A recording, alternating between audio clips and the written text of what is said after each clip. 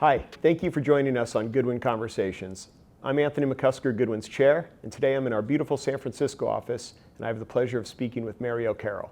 Mary is our Chief Operating Officer. Mary, thanks so much for joining us today. Pleasure.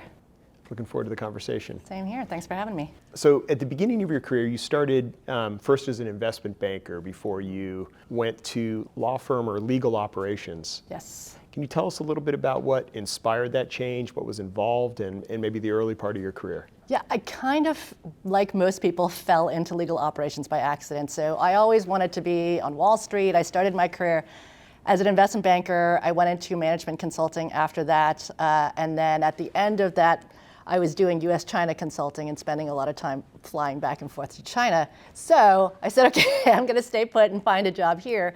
Ended up applying to a bunch of things and got a job at a law firm. So I started a career in big law, working for the COO, started working on the budget, and I just became really obsessed with the idea that the firms were not totally aligned with the incentives of the clients.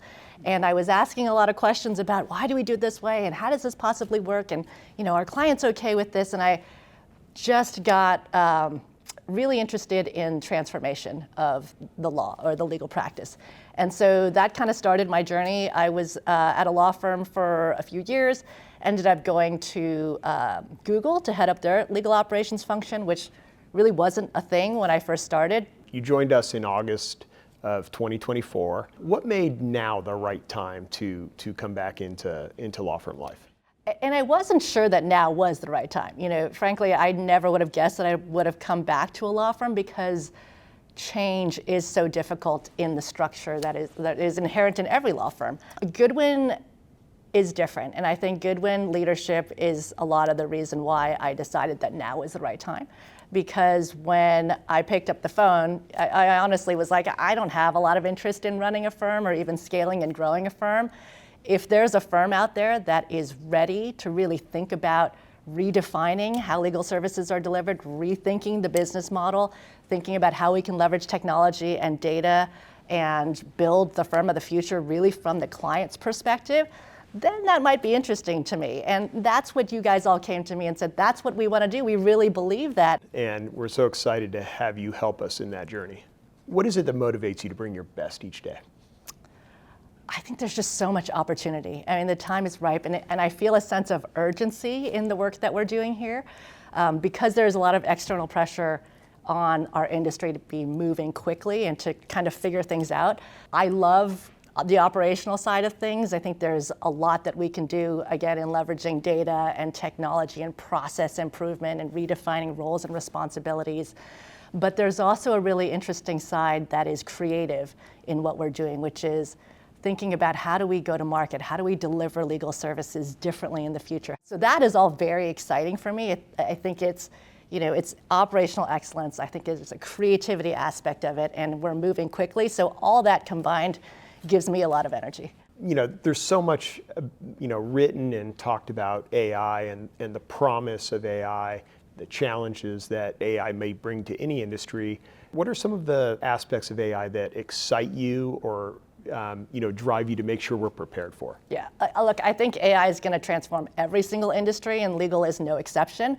And so we, like everybody else, need to start thinking about where does it start to shift? How does that affect the way that we're going to do our work day to day? Then, of course, you have to have the mindset ready to start experimenting and piloting and thinking about, again, with creativity, where can we be leveraging these tools in ways that can help us with efficiency, to deliver value, to make decisions better, to address some of our clients' needs better.